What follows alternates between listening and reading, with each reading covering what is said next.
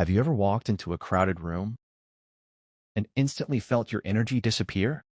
The music is loud. People are talking over each other. Someone bumps into your shoulder. Everyone else seems excited, but inside your head, a quiet thought appears. I need to get out of here. If that feeling sounds familiar, you're not strange. You're not antisocial. And according to psychology, there may be a very interesting reason why crowded places drain you. Picture this. It's a busy shopping mall on a weekend afternoon. Bright lights, loud music, endless conversations bouncing off the walls.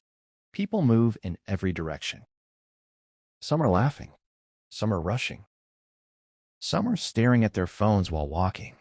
And then there's you. You notice everything. The noise feels louder than it should.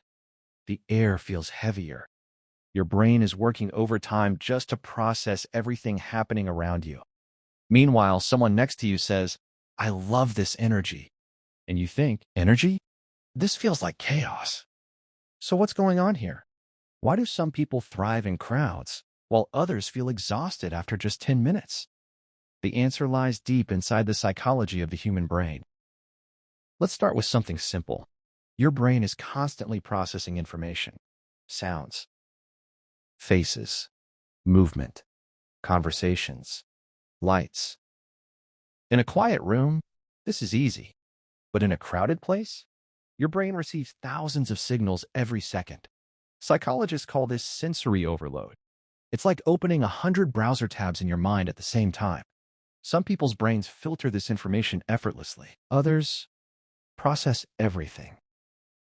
Every laugh, every conversation, every sudden movement. And when the brain processes too much information at once, it becomes tired, very tired. Now here's where things get interesting. Many people assume that disliking crowds means someone is shy, but psychology suggests something different. It often relates to introversion and extroversion. Extroverts recharge their energy through stimulation. Crowds, music, social interactions. These things actually boost their mood. But introverts? Their brains work differently. Research suggests introverts have higher sensitivity to dopamine, the chemical linked to excitement and reward. So when stimulation increases, like in a crowded concert or busy market, their brain hits the too much button faster. Imagine drinking coffee. Some people can drink 5 cups and feel great. Others drink half a cup, and their heart is already racing. Crowds work the same way for the brain. Now think about something else. Personal space. Everyone has an invisible bubble around them. When someone stands too close in a line, you notice it. When a stranger sits right next to you on an empty bus, you feel it. That's not just preference, it's biology. Humans evolved to feel safer when they had a certain amount of space around them. Crowds shrink that space. Suddenly, strangers are inches away. Your brain interprets that closeness as potential threat, even if nothing dangerous is happening. So your body reacts. Your heart beats faster. Your muscles tighten slightly. Your mind becomes alert. It's your brain saying, too many unknown variables. Now let's talk about a group of people psychologists often mention: highly sensitive individuals. Not sensitive emotionally, sensitive neurologically. These people have nervous systems that process subtle details more deeply. They notice small sounds, tiny changes in facial expressions, the tone of someone's voice. In calm environments, this trait can be a superpower. It helps with creativity, empathy, deep thinking. But in crowded environments, that sensitivity becomes overwhelming. It's like turning the brightness on a screen all the way up. Everything becomes too intense. Imagine a student walking into their university cafeteria. Hundreds of students, chairs scraping, phones ringing, music playing somewhere in the background. Most people barely notice, but this student hears everything. Every laugh, every plate hitting the table, every conversation fragment. After 10 minutes, their brain feels tired, not because they're weak, but because they processed far more information than everyone else. There's another interesting psychological factor. Control. Crowded places are unpredictable. Someone might push past you. A loud sound might happen suddenly. The environment keeps changing.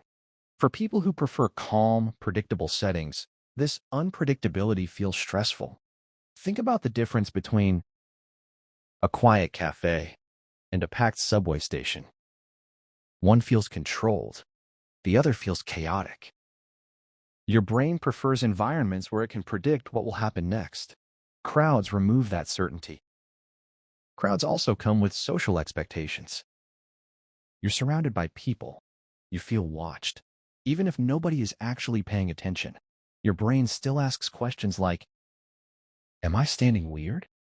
Did I say something wrong? Do I look awkward? This mental monitoring drains energy, especially for people who naturally analyze social situations deeply. So the crowd itself isn't always the problem. Sometimes it's the constant social awareness. Here's the fascinating part. Many people who dislike crowded places actually love people. They enjoy meaningful conversations, deep friendships, quiet dinners, long talks with one or two friends. But large crowds? That's different. Because meaningful connection often disappears in noisy environments. It becomes small talk, noise, surface interaction. And for certain personalities, that feels empty rather than exciting. Some of the world's most creative thinkers preferred quiet environments. For example, Albert Einstein was known to enjoy long periods of solitude. So did Isaac Newton. Many writers, philosophers, and scientists worked best in calm spaces away from crowds, not because they hated people, but because quiet environments allowed their minds to focus deeply. Think of social energy like a battery. For some people, crowds charge the battery. For others, crowds drain it quickly. After a party, one person feels energized. Another person feels like they need 3 hours alone to recover. Neither is wrong. It's simply how their brain regulates stimulation. Today's world is louder than ever. Cities are crowded. Social media never stops. Notifications appear constantly. For people already sensitive to stimulation, modern life can feel overwhelming.